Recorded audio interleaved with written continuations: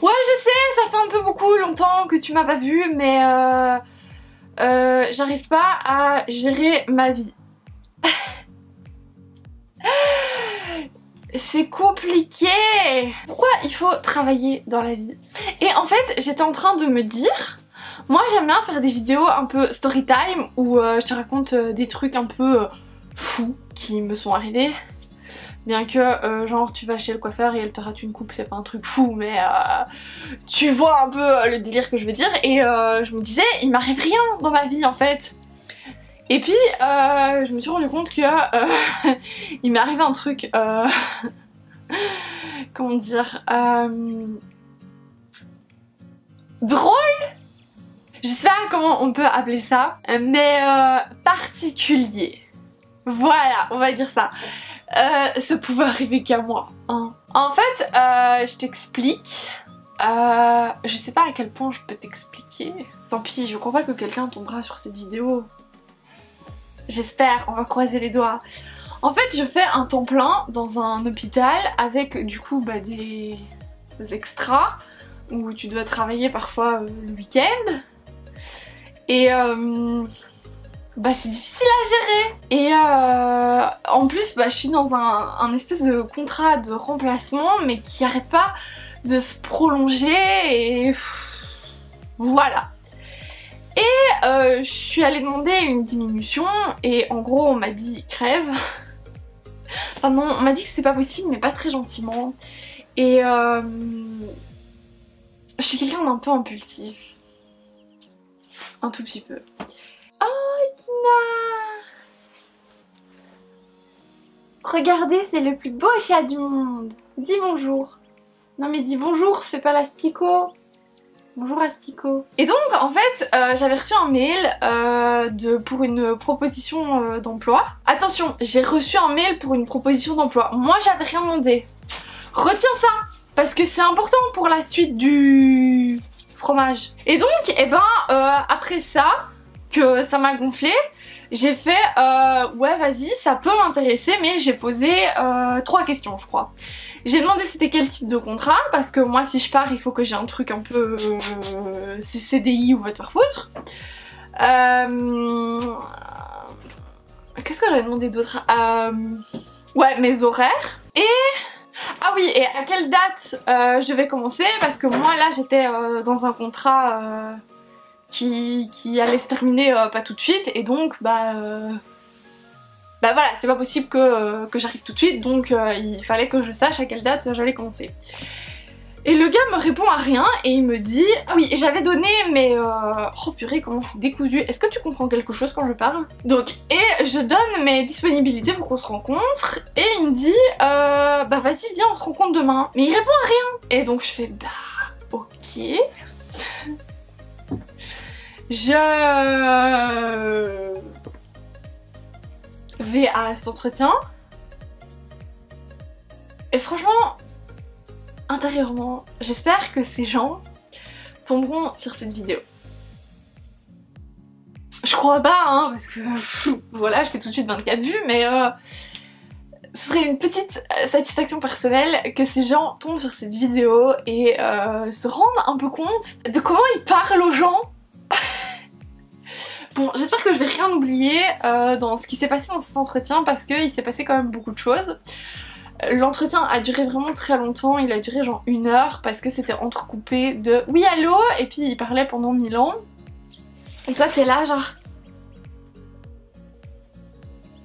c'est pas du tout désagréable et c'est pas du tout impoli.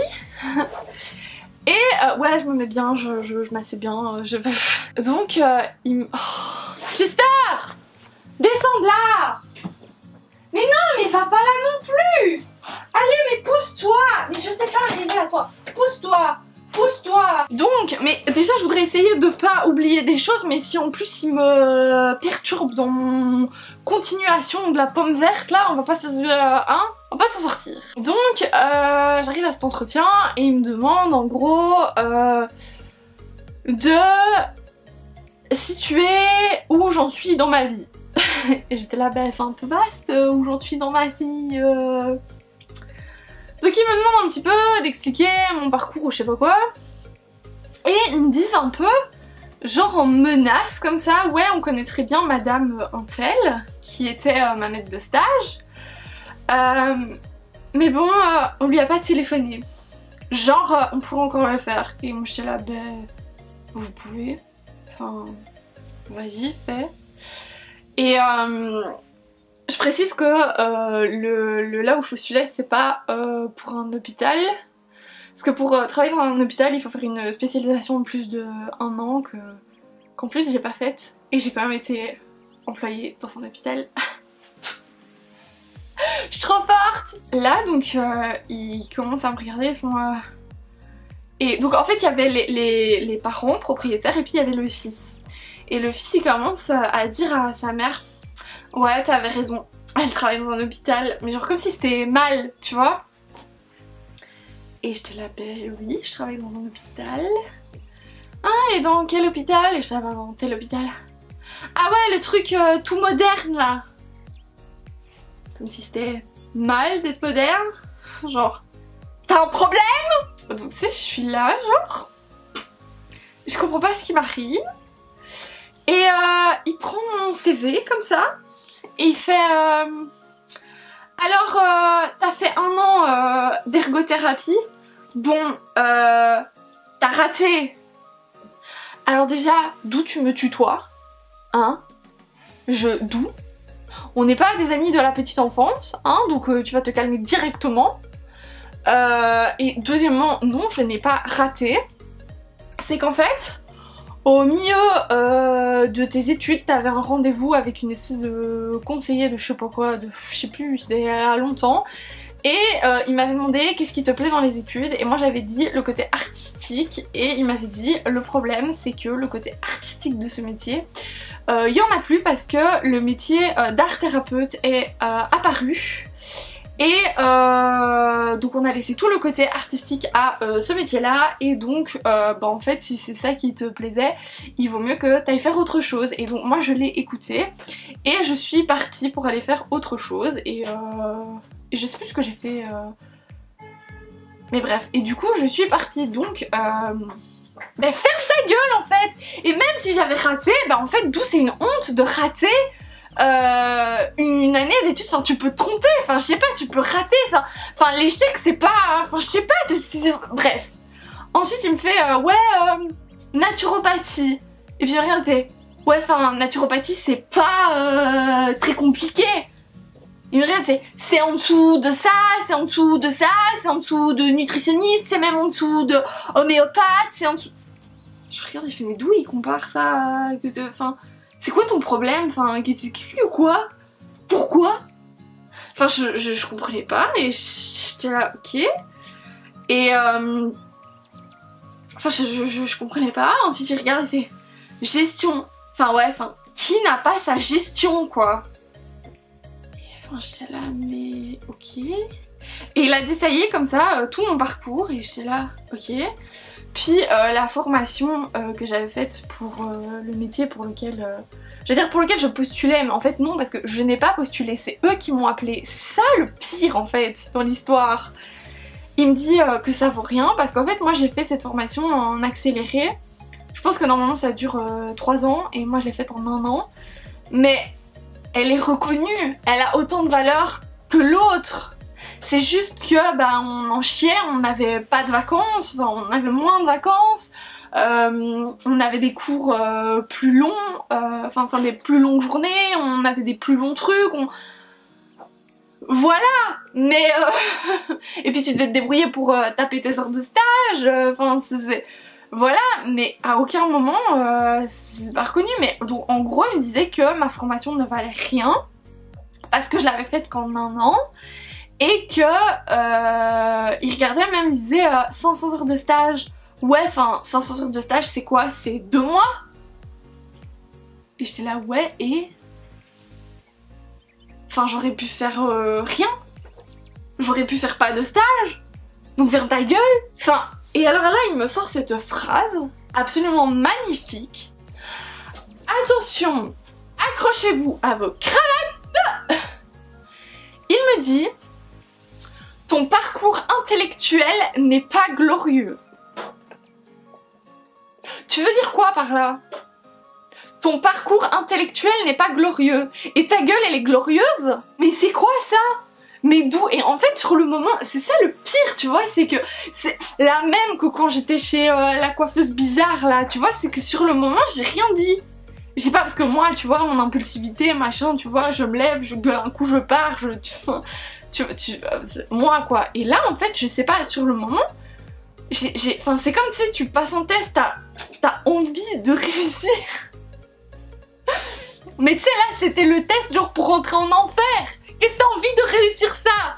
T'as envie de faire un barbecue avec Satan? Non! T'as envie de griller des saucisses avec le diable? Non! Tu n'as pas envie! Tu ne manges même pas de saucisses! Pourquoi tu veux réussir? Ça n'a pas de sens! Mais moi j'étais là, en plus tu vois, tu sais, j'étais assise comme une Marie-Josée, là, tu sais, pas affalée du tout, bien droite, comme ça. Tu sais, d'habitude, moi j'arrive pas. Toujours je me dis, parce que j'ai mal au dos, parce qu'on a un lit de merde, parce que ça aussi ça pourrait faire un autre story time de quand j'ai acheté un lit. C'est pas le sujet, on s'en fout. Pourquoi je viens avec ça, je sais pas. Je vais partir en fou rire, ça n'a aucun sens. Et donc j'essaie, je me dis quand je m'assieds, il faudrait que je m'assieds droit, avec les pieds bien à plat et tout, et que en plus la surenchère de comme je mets des jupes, il faut pas que je m'assieds les jambes écartées parce que moi j'aime pas les pantalons. Les pantalons et moi on a une relation un peu...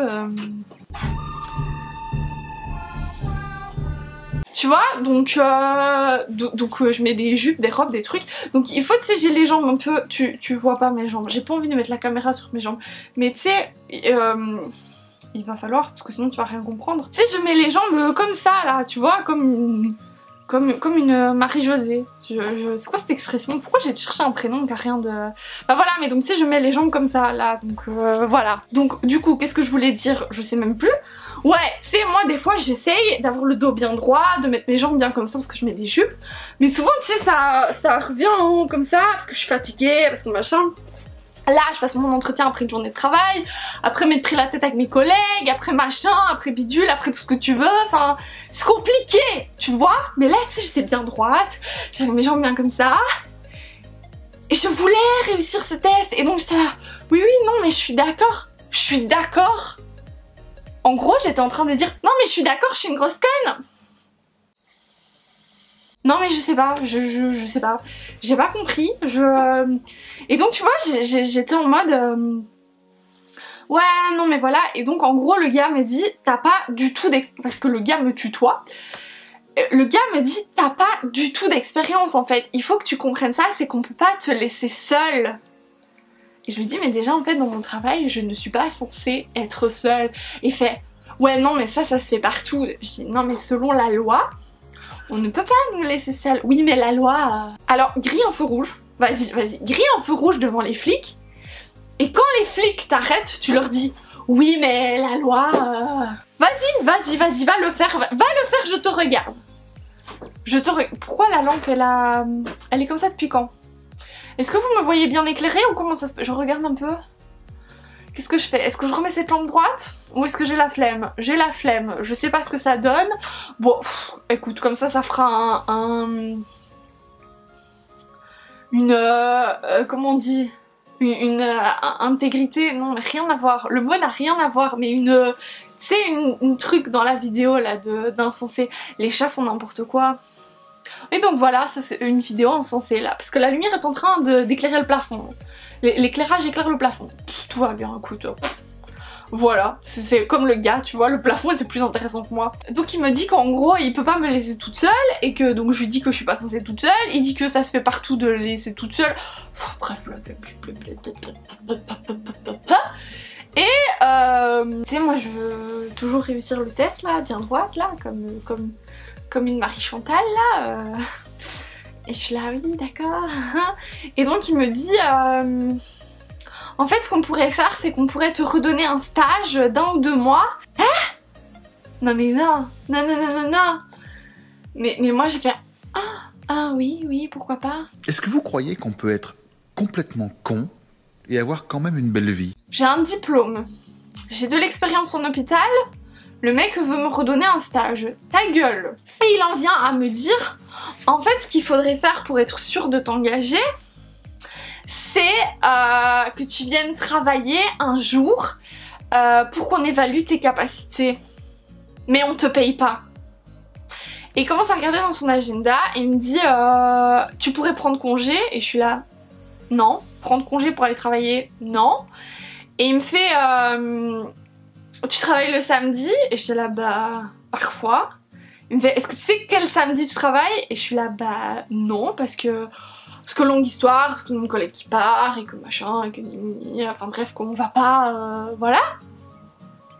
Et il est là, mais déjà ça tu vois, ça se voit qu'au niveau de ton organisation, tu notes pas les samedis que tu travailles. Mais oui mais j'en sais rien encore des samedis que je travaille, je sais même pas si je vais rester là 6 mois de plus ou pas. Enfin, ferme ta gueule, tu en sais rien, tu ne me connais pas. Je suis une princesse Disney, tu ne sais pas la chance que tu as de m'avoir devant toi, assise bien droite comme ça, avec les jambes comme ça que j'arrive pas à faire d'habitude devant les gens, alors que profite.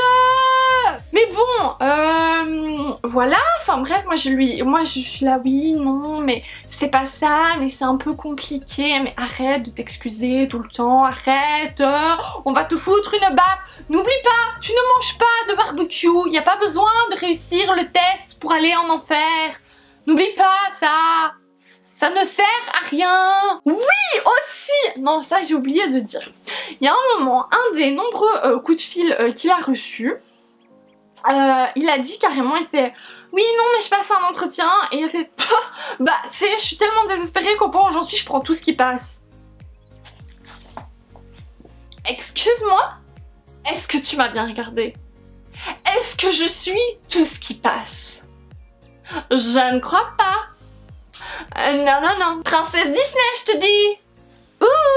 Enfin bref, ah oui, j'ai oublié de vous parler d'une partie importante, c'est que donc moi tu vois j'essaie quand même de valoriser, merci purée je trouvais plus ce mot, de valoriser mon... Ce mec il m'a tellement énervé qu'il m'a pris des mots je pense. Il m'a pris une partie de mon cerveau comme ça et il y a des mots qui sont partis avec. Mon expérience. Ouais non on va dire ça. Et donc en fait bah, tu vois je lui dis oui mais après j'ai pas la spécialisation hospitalière et pourtant j'ai été engagée en milieu hospitalier et j'ai appris extrêmement vite parce qu'aujourd'hui ben voilà je fais quand même des chimiothérapies et machin, et j'ai été formée sur le terrain et en un mois j'ai quand même appris ça et machin et nani et nana. Et le gars me dit excusez-moi, ouais enfin t'as sans doute été prise parce que à cause de la crise ils étaient désespérés, ils avaient besoin de quelqu'un très très vite. Donc dans la même situation que toi qui prends tout ce qui passe, donc ferme un petit peu ta grande gueule de connard. Oui, je suis énervée. Et il dit, excuse-moi hein, mais en hôpital vous faites pas grand chose, les robots font tout pour vous, même les calculs. Les robots font tout pour nous, même les calculs? Pardon? Non, c'est pas les robots qui font tout pour nous, non.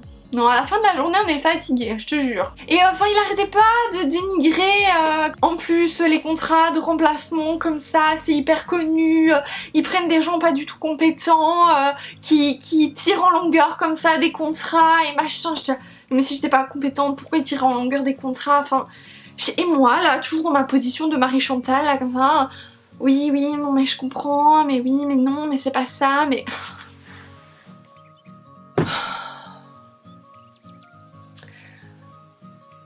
J'en ai marre, moi. Et en fait, tu vois, je suis sortie de là avec l'idée que j'allais aller travailler le samedi pour prouver mes compétences. Mais en fait... je suis déjà crevée de la semaine. Qu'est-ce que, en plus, mon week-end, je vais aller travailler ailleurs pour pas être payée et que je peux pas récupérer des heures et que, enfin... Ah oui, et il voulait que je travaille 4 jours semaine pendant 9h30, ce qui fait déjà 38 heures, plus le samedi pendant 4 heures. On est à plus de 40 heures semaine, tout va bien dans sa tête. Parce que il fallait que je me remette à niveau et donc il fallait que je sois là très souvent pour ma remise à niveau. Mais en fait si je suis crevée, il n'y a pas de remise à niveau parce que si je suis crevée, mon cerveau il peut pas tourner normalement, tu vois. Moi si j'ai pas mes 12 heures de sommeil par jour, ça ne va pas. C'est peut-être un peu beaucoup, 12 heures, je l'admets, mais voilà. Moi quand je suis sortie de là, j'étais en mode oui, non, je sais pas, je pense que je peux être engagée, enfin voilà. Il y a le chat, il fait des bêtises aussi. Je suis sortie de là et en fait c'est vraiment... J'ai commencé à en parler un peu. Et d'abord j'en parle à Eugène et il me fait... Enfin je lui dis, je sais pas, je commence à avoir un peu un mauvais feeling. Et il me dit, bah je sais pas, à l'hôpital t'avais un bon ou un mauvais feeling? Parce que j'ai eu des histoires aussi à l'hôpital et tout. Et je dis, bah je sais pas, j'avais... Oh, putain. Il revint exactement à l'endroit que je viens de l'enlever. Chester, qui veut un chat? Je le donne.